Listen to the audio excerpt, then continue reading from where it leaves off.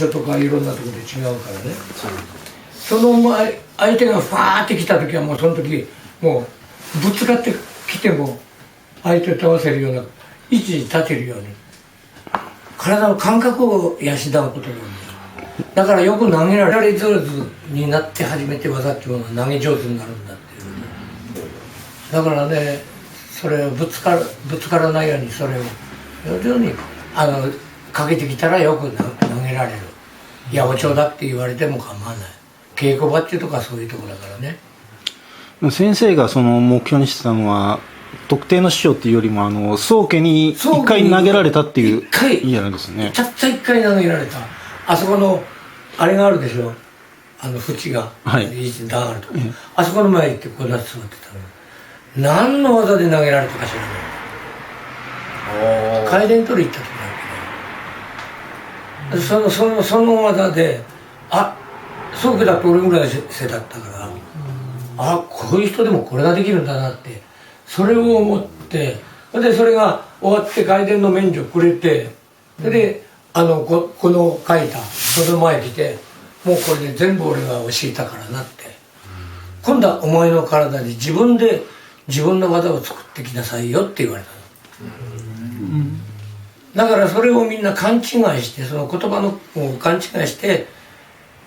違った解釈で取ったりなんかすると、俺そんなこと言われたことないよって言うけど、俺はその技一つの技と、だって手をバンタビ取ってもらったわけじゃないからね。俺なんか話が分かんないって言うんだよね。だからそれをみんな点と線でくっつけてくれりゃそれでつながるから、それでやれって言ったりやってる。点が離れたらこれじゃ相手と接点がなくなっちゃう。だからこれが離れないような動き、体の動きでそれをカバーする。そうするから決して逃げるっていうことをしないで、手をつったらただ手にピタッとこう合わせるだけ、捨てるだけ。それでもって体がそれが外れないようにしてると線がずっとつながっちゃうの。ね、これ転ばなきゃダメだって言われるけど、それをしないんだけど自然に体がそういう反射を起こす。だから反射の起こせる体になるっていうことがもうけど、本当の技っていうものは知らないとこから何が飛んできてもそれを外せられる。僕がどうかそのつき方違うよなんて言ったってそんなことは通りはしないじゃない。だからその不意にこの物が飛んできた時でも必ずこうやって頭抱いて待ってる場がないから、必ず自然にこう避けるからね、来るとこが分かればそれでも不意に飛んでくることがある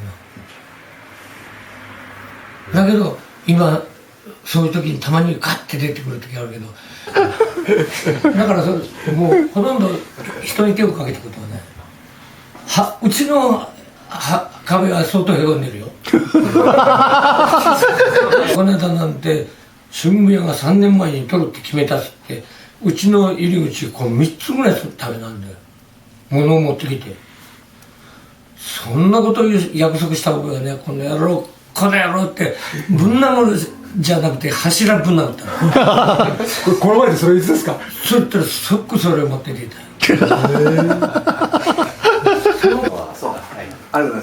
どんなことしても決して一歩の線を外さない相手とその接触点を、そうすると何も相手の中に入ったら絶対止められちゃうの、こんな力がない人間っていうのは。だからその先を言うチームに、だから今はほとんど動かなくてやれって言えばやれるよ。だけど稽古場だからみんなに分かってもらわなきゃいけないから、こうやって動きを見せながらやってるけどね。ほとんど動かないって目に見えて大きい動きじゃないっていうの、本当に小さい動きを見えないような動きでやれるようにならないとダメなんです。それ体験したいです。体験できるの。どれだけでも息切れなきゃね。これだけ喋れたら大丈夫だわ